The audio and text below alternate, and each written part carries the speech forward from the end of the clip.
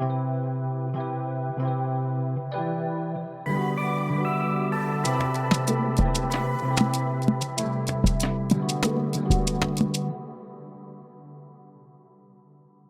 to Race, Health, and Happiness, Season 2, Game Changers. In this episode, I interview Victoria Chan. She's a journalist who wrote an article that I loved in 2020, and it was entitled, "If you hate anti-Chinese racism, you should hate anti-Black racism too." So I invited her to the show so we could unpack both issues together. I think it's important to mention that we recorded this episode before the tragic shooting that occurred in the spa in Atlanta. But we covered 3 topics that were relevant then and are still important today. We went through the different manifestations of anti-East Asian racism, like yellow peril and the bamboo ceiling. And then we went a little bit deeper to talk about tensions between our groups, in particular, the quote-unquote Chinese model minority myth, which mainstream society often uses to undermine Black struggle and oppression. And then finally, we spend time talking about solidarity and how our communities can be allies for each other. Now, over the last year, I would say I have seen racist sentiment flow between both communities at each other. But I think the beautiful thing is, compared to any other time in my life, I have seen so much solidarity, where I've seen Black communities stand up and say anti-Asian violence and racism will not be tolerated. And I have seen Asian communities stand up and say Black Lives Matter. And I think ultimately that's the direction that we all need to be headed in. And, regardless of your own personal identity, hopefully this episode helps you to understand how we can move in that direction towards solidarity.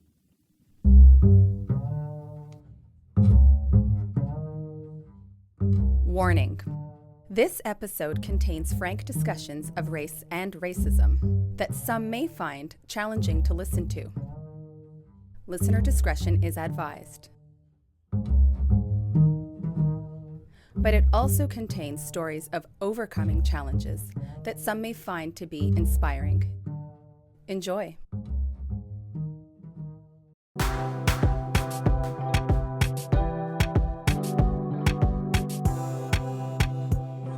The Race, Health, and Happiness podcast is hosted by Dr. Onye, certified public health physician specialist and family doctor. The views expressed by Dr. O's guests are their own and do not necessarily represent her opinions or those of the podcast. Check out the show notes for more details. And now, here's Dr. O. Hi, my name is Dr. O, and welcome to my podcast, Race, Health, and Happiness. We live in a world where Black, Indigenous, and people of color are more and more aware of the blatant and subtle ways that systemic racism impacts our lives. And as a doctor, I'm interested in how that impacts people's health. But this podcast is about how to stay healthy and happy despite all that noise. My guest today is Victoria Chan, a freelance writer and communications specialist based in Toronto. She develops and manages web content in the field of digital service technology, where technology and government intersect. Her freelance writing focuses on culture and social issues like racism, stigma, disrupting cultural stereotypes, and her work has appeared in Vice Canada, Flair, Huck, and Huffington Post, among others. Victoria, welcome. Thank you, Dr. O. It's a pleasure to be on your show. Thank you for having me. Oh no, I'm like so excited about this. This is going to be real cool. And so one of the questions that I always start off with on this podcast is, what is your superpower? So we're going to dive into that and then we'll dive into your journey. But first, I'd like to know, what is your superpower? That's a tough question because I've had the opportunity to interview many different types of people just from being a freelance writer and just hearing their stories. And something that I've gathered, especially over the past couple of years, is I know I'm not special. And I know this is kind of a weird answer for, what is your superpower? But kind of that realization and just being able to take that with me has allowed me to, approach these stories, approach different types of people without being defensive. I consider this a superpower because I try my best to approach things with an open heart. I've been proven wrong so many times, and I've expanded my mind and adapted myself so that my thoughts are constantly changing, as well as my beliefs. And I'm okay with challenging myself and opening myself up to new ideas, as well as people and experiences. I just believe we're not static as human beings. And because I don't take myself so seriously, I don't come at things super defensively, well, as much as I used to before. And when it comes to storytelling, I think that's important to bring different angles just to the public. I love that. I love that. Because when I asked about your superpower and you're like, I'm just like everybody else. And I'm like, no, you need to what is the thing that makes you unique? But then I love that because it comes from a place of humility and openness. And I think that is in itself an amazing superpower, that openness to have as a storyteller. So I love that. And I think that's something our listeners will enjoy too, because I think for all of us, our superpowers come in different ways. It's really about what makes us unique while recognizing that fundamentally we're all, human beings, right? So we have that in common. So I think that's very, very cool.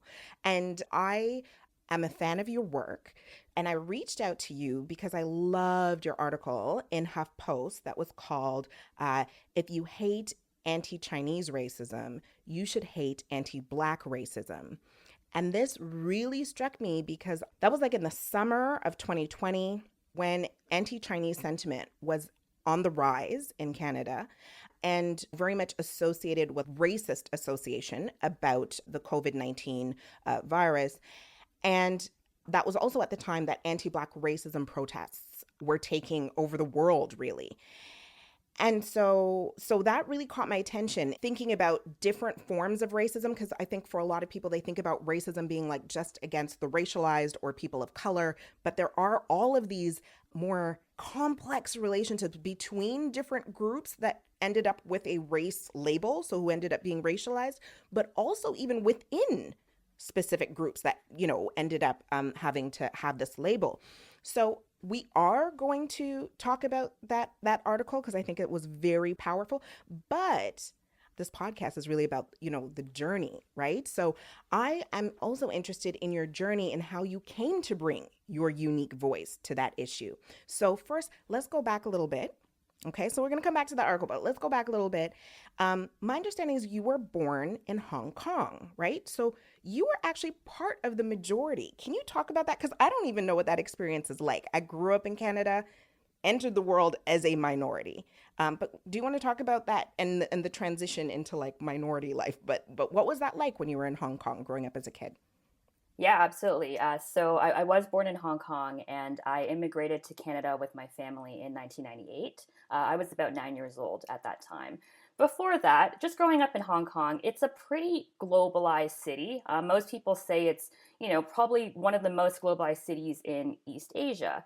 But something I wasn't fully conscious or aware of is this concept of race when I was growing up. As far as I can remember, there were white people, there were brown people, there were black people around me, but myself being the majority, I never really thought twice about kind of my relationship with race. It was more so I could understand different dimensions of difference, but the concept of racism, to be honest with you, it didn't really exist for me. Flash forward to 1998, I immigrated to Canada, and my family and I settled West Toronto for a couple years, and I noticed that there was a very, very different cultural experience that I had. Many of my friends who are East Asian were born in Canada, so they have a very different experience from me. But for me, it was kind of like, I don't want to say day and night, but it was a huge shift. And I really got to understand how it feels to be otherized, how it feels to kind of be maybe the token racialized individual in a room. I definitely felt like that, especially growing up in school. And it kind of opened up my world to the next like 10 or so years where I was trying to figure out my voice and my own, and kind of come to process my own experiences with racism, whether that be, in the form of microaggressions or something a little more serious than that. I'm curious about what it was like now that you're an adult looking back, like what you were observing that made it feel like day and night. Because sometimes it's subtle. It's not necessarily always that somebody puts like a sign on your lawn or yells a racial slur. Like maybe that happened, I don't know. But there's just ways where, systemic racism is kind of like in the air, right? And you can't always put your finger on it. And it can be confusing as a child, right? Even as for me as a child growing up here, you're like, what's going on? But I can't imagine where you kind of experience being part of the dominant group and then boom, you're not. So what was that like coming from Hong Kong into the Canadian context? It really varied because there's a couple things maybe I'll talk about. The first thing is when I was very, very young, especially, my parents protected me from a lot of things. And I really respect both my parents who brought me over here and were very focused on kind of settling down and just making ends meet. I think the first experiences that kind of opened my eyes to this idea that, we might be a little different from dominant society is just experiencing the way people would treat my parents. So both of them were also born in Hong Kong. English is not their first language. However, they're fluent in that. Cantonese is their first language. And so both of them do speak with a bit of an accent. And, when we weren't kind of in specific ethnic enclaves that were specific to our own communities, I would see the difference in which people would treat them. And sometimes it's a look of disdain. Sometimes it's, right. It's subtle. It's subtle. Yeah, it's subtle, but it's like little paper cuts. And it's cumulative because you kind of internalize that. You don't realize really what's happening in the moment. But, in combination over time, there's something wrong there. And I definitely felt that, and I felt more protective of them as well, because I think the hurtful thing for me is I was very young at the time, especially when I was experiencing that.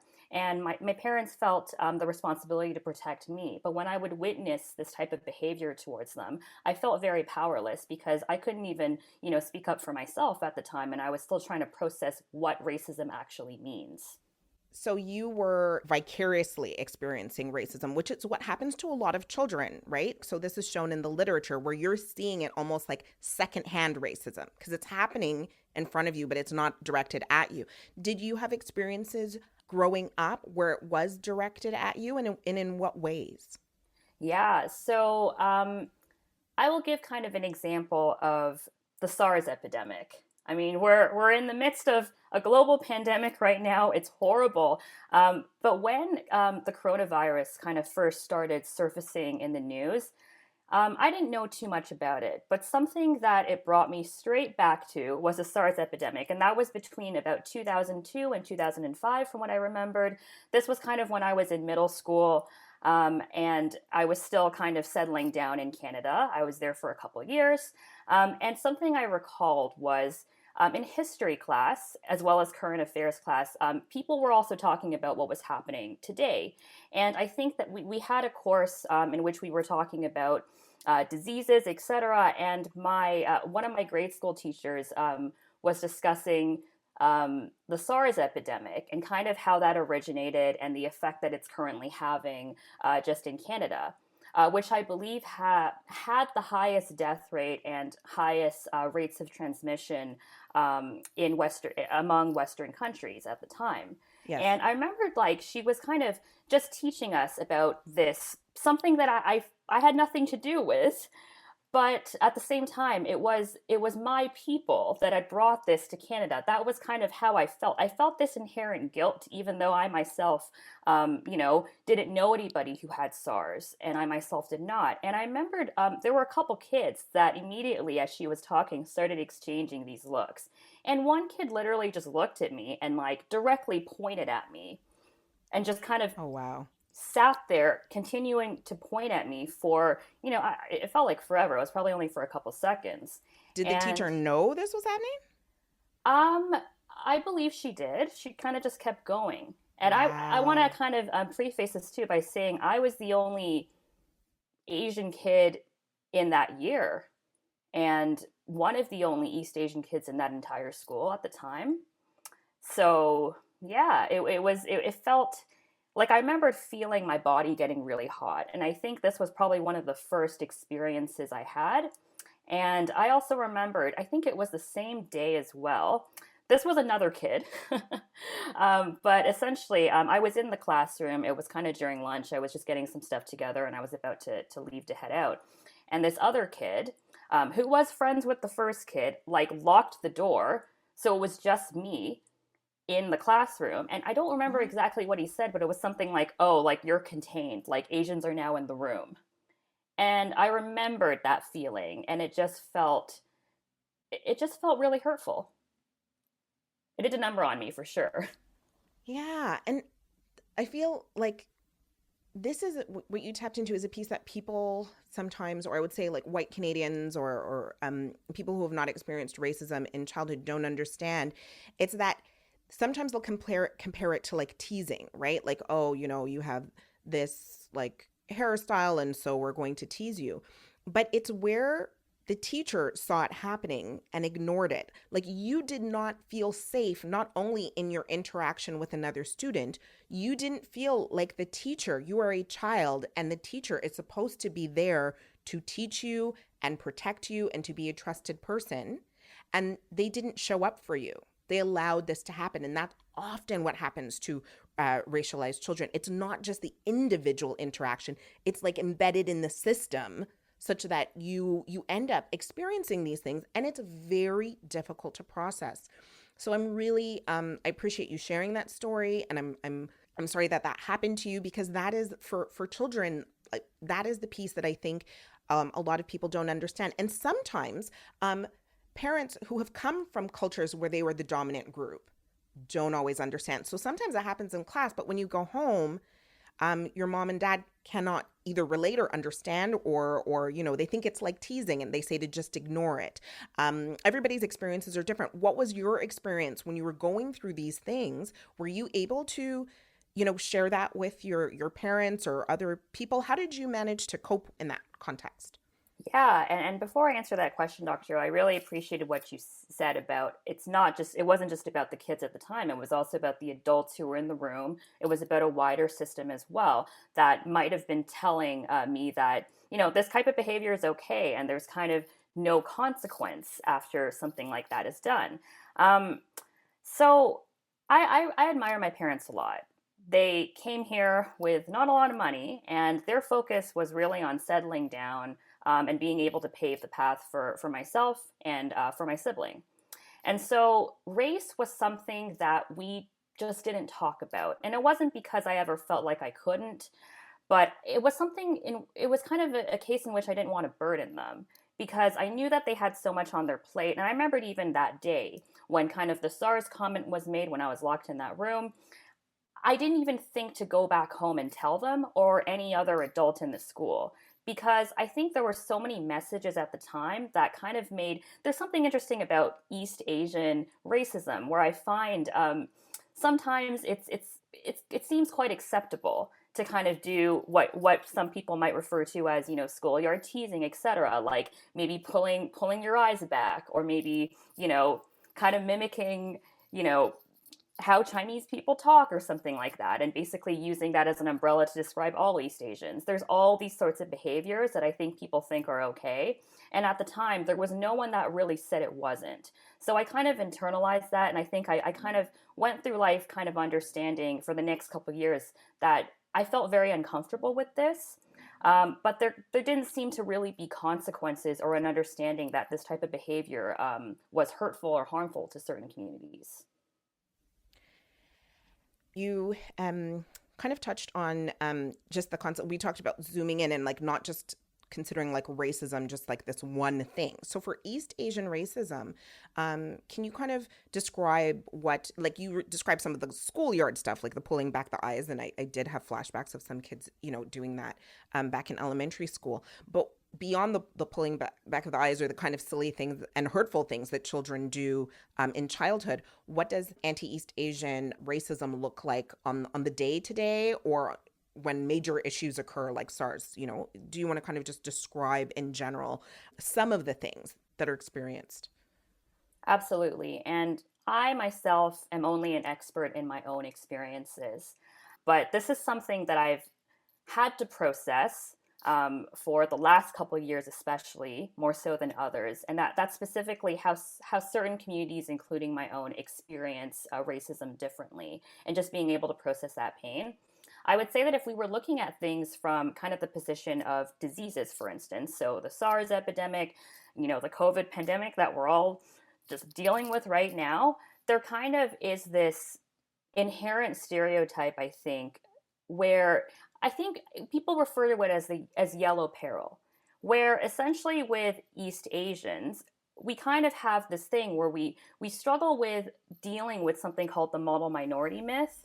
And it's basically this idea that East Asians, although, it's often used as an umbrella term to capture Southeast Asians and South Asians as well, which, makes it very difficult to kind of look into the ambiguity of our experiences. Oftentimes there is kind of the stereotype that because East Asians have made it financially in society, that, they don't experience racism anymore, and that they've kind of, evolved past that.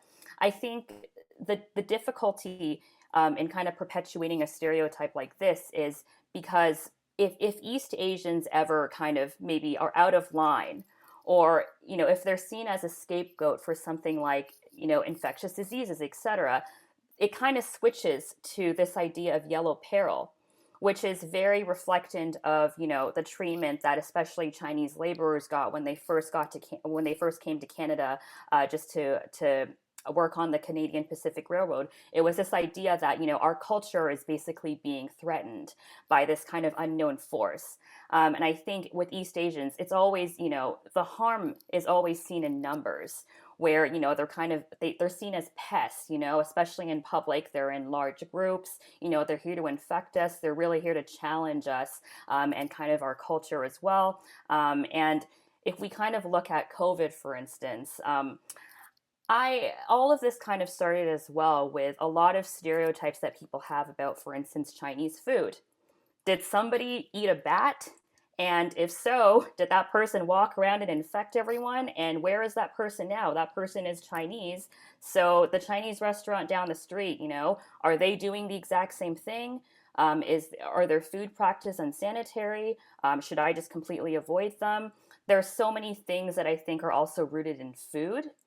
And we kind of see that with a lot of the discrimination that has arisen from anti-Asian racism during COVID.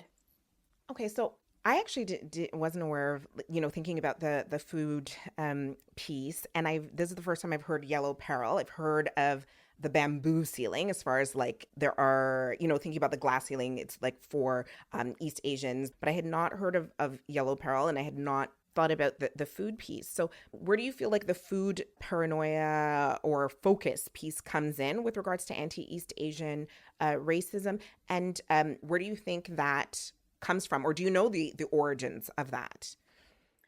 Honestly, I don't know where the origins are, but I can definitely see the impact of that. And I almost think that with relation to the model minority myth, and maybe let's say yellow peril and kind of the dangers of Asians when it comes to food, I feel like those two things kind of go back and forth like a pendulum, depending on the circumstance. So essentially, there are times when, Asians are stereotyped under the model minority myth as being, quiet, submissive, not causing any problems. We're just worried about, finishing our math quizzes and getting into colleges and becoming doctors and not shaming our families. And like, that's it, mission accomplished. But right. Then when things change is when Asians are seen as dangerous. And I think in the context of something like diseases, it's sort of like a stereotype about inherent cleanliness and hygiene and just being Okay. uncivilized inherently in that sense. It's Right. not so much Asians. I know, for instance, that there are different stereotypes with different communities. For instance, the Black community being violent or Indigenous communities being uncivilized, etc., in different ways. And I think with Asians, it's like, we might be quiet, we might be submissive, but there's this inherent danger. And I think the diseases that we spread, it kind of allows for the stereotype to be like a quiet danger. Pause. Hold on, we got a brief message for you.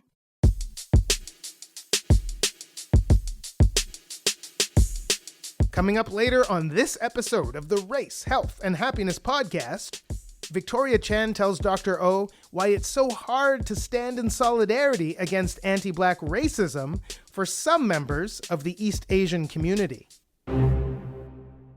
People would say, okay, like if I'm still processing my own racial pain right now and my own experiences, why the hell would I come out of myself and start, supporting other people, speaking out for other people when I don't even want to show up for myself? All that and more coming up. Stay tuned.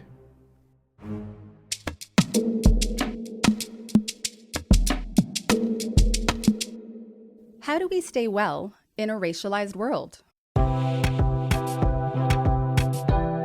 The Race, Health, and Happiness podcast seeks to answer that question. The show is the brainchild of Dr. Onye Norum. This is the kind of information we need to know if we want to move towards positive change. All of our episodes are on our website, racehealthhappiness.com. Subscribe on Apple Podcasts, Spotify, and everywhere you get your podcasts. And be sure to follow us on Instagram. We need this wisdom right now, and I'm happy to share it with you.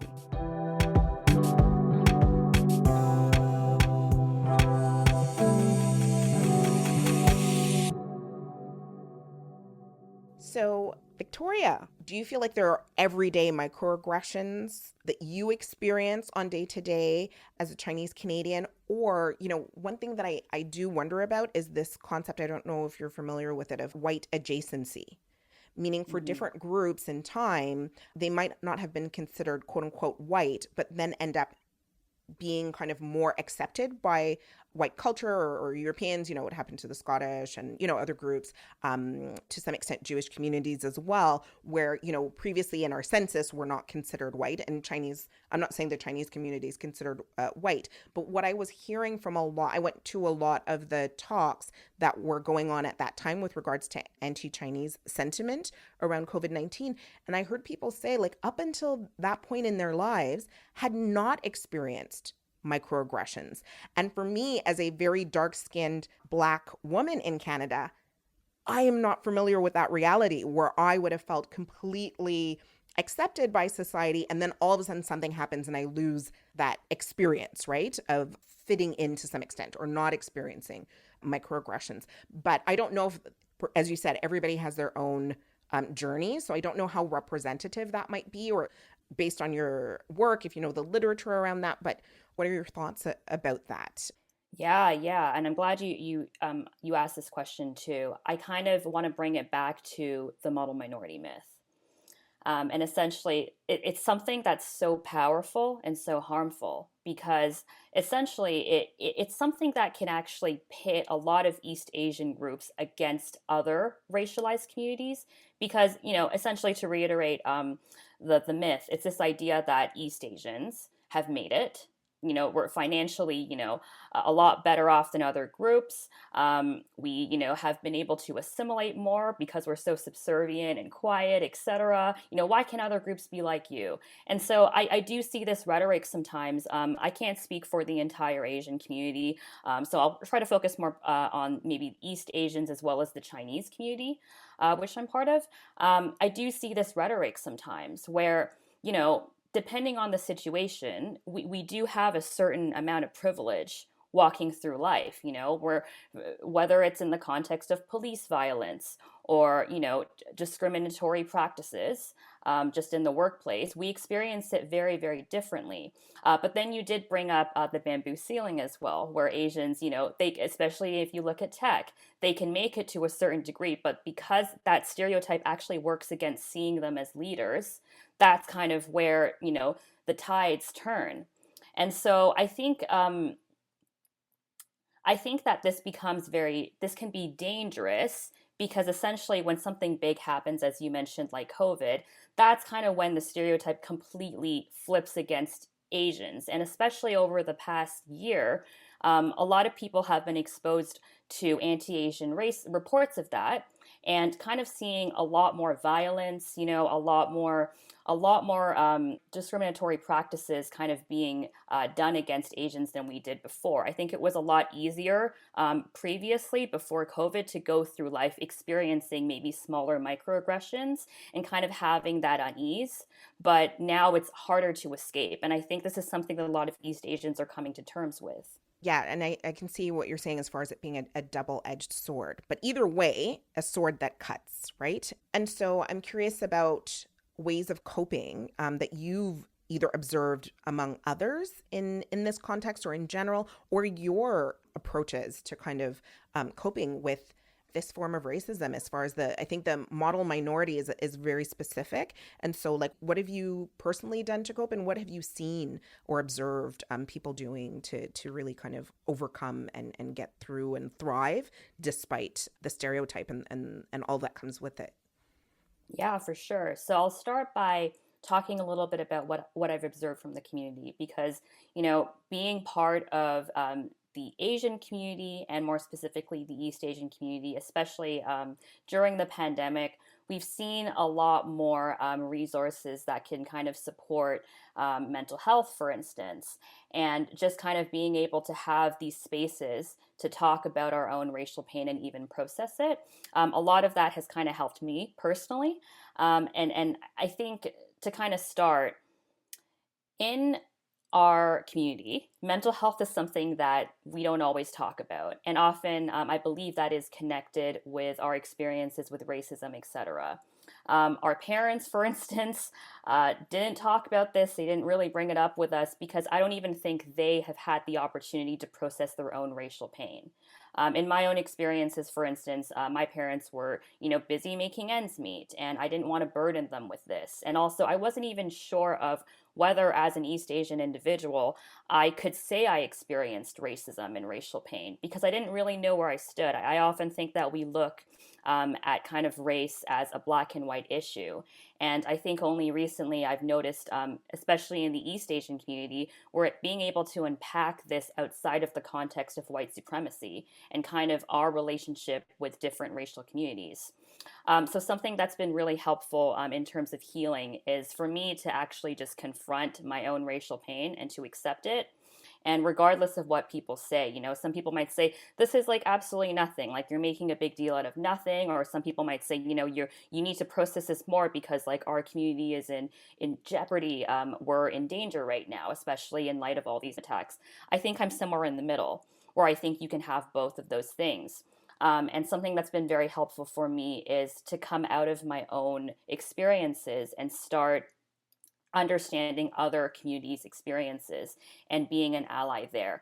So I kind of want to bring up a point here where oftentimes when we say this, people would say, okay, like if I'm still processing my own racial pain right now, I don't even know what's going on. And there's so much within, like there's so much pain that I need to go to kind of to understand in my own experiences. Why the hell would I come out of myself and start, supporting other people, speaking out for other people, like when I don't even want to show up for myself? And so I think that it's very important. Yeah, I think it's important to empower yourself first before you start, trying to be an ally for other communities. And we have to, I think East Asians do have to kind of show up for ourselves as well as each other, and recognize that we can experience this pain and leverage it to support other communities that are being harmed right now. Yeah, no, I think that's a really important lesson. Like it really is important to process your own pain, right? And it's iterative. It's not like all of a sudden you're going to be like, I am healed. Like, you know what I mean? And you're in this steady Exactly. state of being healed. Like every day there's going to be things but really kind of at least working through your own process to be able then, like, as you said, show up for yourself. And then when you know you've done that, you can show up for others, right? In a really meaningful way in solidarity. And I want to thank you for your article. So now coming back to the article that you wrote on, if you hate anti-Chinese racism, you should hate anti-Black racism too, because it was really powerful. And for me, was something that I was grappling with because, as I mentioned before, I was attending a lot of sessions on anti-Chinese and anti-East Asian racism at the time of COVID-19. And there were situations where I would hear people kind of deny even the model minority stereotype, or perhaps it wasn't part of their own life, but really denying some of the pieces that you spoke to about some degree of privilege with regards to the racialized communities. And it is a touchy topic because one doesn't also want to get into what some people are calling oppression Olympics, right? Which is like, my group is more oppressed than your group. And but it's like, how can we show up for each other and understand the different forms of privilege that we have depending on our different identities, whether it's income or race or whatever, and understanding these issues. But I didn't feel comfortable speaking to that because it's so complex and sensitive, especially when you're outside of a group. And so when I read your article, I was like, oh, wow, because in it, you do show up in acknowledging anti-Chinese racism, but also speaking about anti-Black racism. So do you want to, of course, I encourage people to read the article, but do you want to kind of describe even how you came to decide to write such an article? Because I hadn't seen a lot like that in Canada. So how did that happen? And what was the process like? Because it was a powerful article.